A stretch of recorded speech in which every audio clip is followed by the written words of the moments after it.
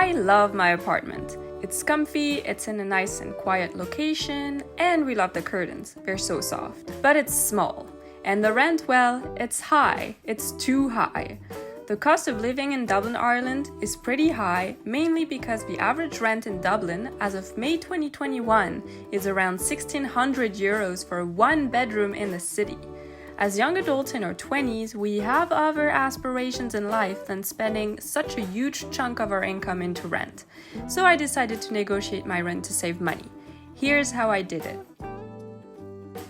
Hey guys, how are you? I hope you're doing really good. So if you've been wanting to negotiate your rent for a while now, this is your sign to actually do it, because I know it can be scary. I was scared too.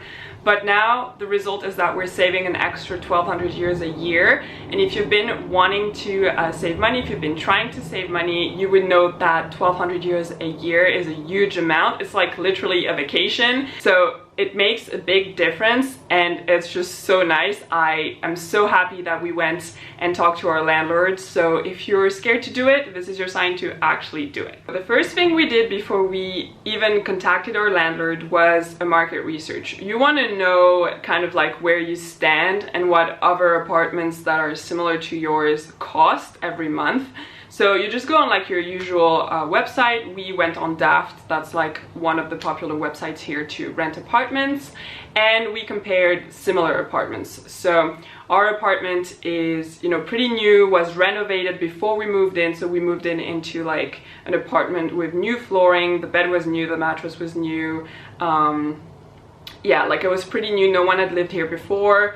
Well, before it was renovated. So you want to compare like apartments that are similar in style, that have the same kind of level of renovation. You also want to compare your apartment with apartments in the same neighborhood, because from one neighborhood to another the rent can completely change and it's not very comparable. And then you want to compare apartments that have a similar energy rating as yours. So for example, here they have what they call the building energy rating, BER certificate. So that pretty much tells you on a scale from A to I think F, how well your apartment is insulated, and it's going to reflect on your energy bills. So for example, if you're a B or a C, it's pretty good. It means you're not gonna have to like heat up your apartment that much. Like you will have to, but your bills will be very reasonable. If you're an F, it probably means that the windows are not very well insulated, and then when you're heating up your apartment, all the heat is going out, so you're gonna have more expensive bills when it comes to like heating. So again, you want to compare what's comparable. So you want to compare apartments that have a similar rating as yours. Once you've found a list of similar apartments, you want to look at how much they cost per month, so how much the rent is, and you're gonna see right away whether it's the same rent. If it's the same rent, it means you're probably not paying over the market, and it's going to be most likely difficult to negotiate. Not impossible, you could always try, but in our case we could see right away that other apartments were rented for less than what we were paying at the time. So it gave us a good indicator that we were paying over the market, and it also gave us an indicator of how much we could ask, as a reduction. So doing a market research will give you a good indicator of what you can ask from your landlord. So what I would recommend is screenshotting the apartments that you find, because you want to have evidence to back up your arguments if you need to when you ask your landlord. So what we did after the market research was to actually kind of leave it be. We kind of forgot about it, and what we wanted to do was to see if a couple days later the apartments that we had found would still be up on the website. The reason for this is that usually in Dublin there's a high demand for not that many apartments, and so apartments just go so fast. Sometimes you don't even have the time to send the email, they've already been taken down the website. So when there's high demand, it's a bit more difficult, I would say, to negotiate, just because your landlord, knows that if you don't want to pay that much rent anymore, you can just go, they'll find someone else really easily. Whereas when the demand is pretty low and your apartments, you know, are still up on the websites after a few days, then it means that there's a little more wiggle room to actually negotiate here. So you want to leave it be for a couple of days and then go back onto the website and see if the apartments are still there. If they are, it means you're on the right track to get a little bit of a rent reduction. So at this stage, you should have a pretty good idea of how much you can ask from your landlord. You don't want to be overpaying, but also you don't want to be asking for an amount that's not at all reasonable, because your landlord's just gonna laugh at your face and be like, you're completely out of your mind.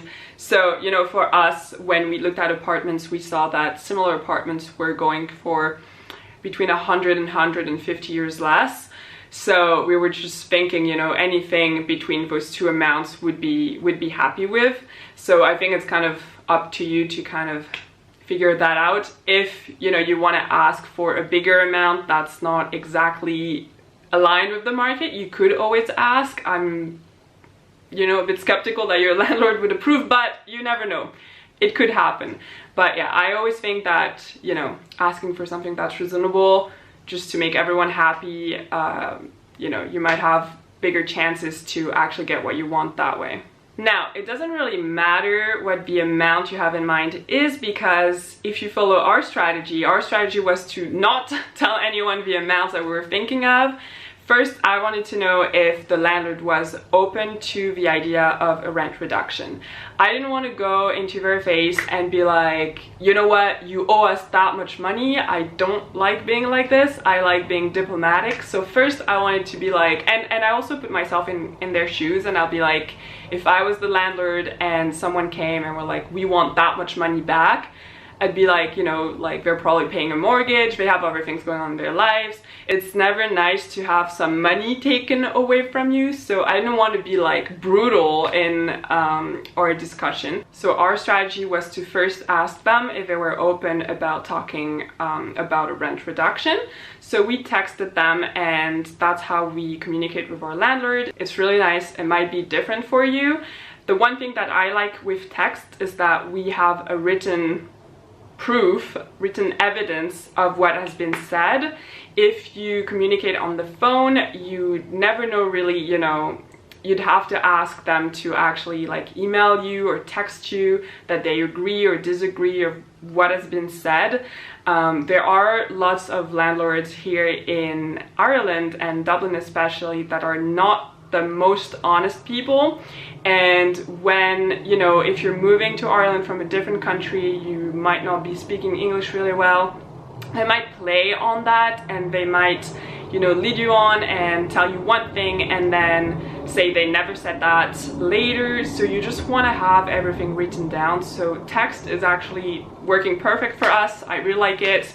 I think it's easier, and you know, it ensures that everyone is on the same page. So we texted them and we just said something along the lines of, hi, we've been looking at other apartments and we think we are maybe paying a little bit over the market. Would you be open about talking about a rent reduction? Please let us know, blah, blah, blah, blah, blah, blah, blah. And we were very nervous sending that text because we actually really like our landlord and we really like the apartment, and we didn't want it to be taken the wrong way. Like, it's always, you know, it's always a bit difficult to ask for things. I don't really like to ask for things, but anyways, we did it, and we're very lucky. As I said, our landlord's really good, and they came back to us really fast and said that they would actually like some time just to look around and see what the market looks like at the moment, which was amazing because we already knew what it looked like. So I was like, well, she's gonna see what we're seeing. And that's why it's really good to do your own research before, because if we hadn't done the research, we'd be like panicking and we might have been like taken off guard, you know, and not knowing if we were right to ask. So that's why it's really good to do your own market research before. Now from there, it actually went really fast. I think they got back to us within like 48 hours and said that they were happy to offer us €100 rent reduction if you you know, calculated 1,200 euros a year, that's 100 euros a month. And that was exactly the amount that we had in mind. So we accepted right away, everything is in writing, and we're so happy that we did. We're very happy also to be dealing with a landlord that's honest and reasonable and fair. And voila, that's how we negotiated our rent, and that's how we managed to, you know, save an extra 1,200 euros a year. So guys, I hope you liked the video. If you did, give it a thumbs up. Leave me a comment if you're like nervous about asking for a rent reduction, but you're still gonna do it because you owe it to yourself. Just let me know. And of course, you can join me on Instagram. You can subscribe to my channel, obviously, if you want more saving tips videos and side hustle videos and things like this. So yeah, I hope you guys liked the video, and I'll see you next week for a new video. Bye!